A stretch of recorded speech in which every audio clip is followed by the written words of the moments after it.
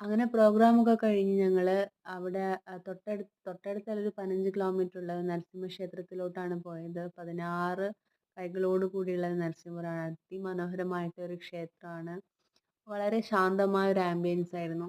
തൊട്ടടുത്ത് തന്നെ ഒരു കുളമുണ്ട്. ആ കുളത്തില് 1, 2 താറാവുകള്, കുറേ മീനൊക്കെ ഉണ്ട്. അപ്പം ഞങ്ങളതിന് പൊരിയൊക്കെ ഇട്ട് കൊടുത്തിട്ട് അങ്ങനെ കുറച്ച് നേരം അവിടെ ഇരുന്നു.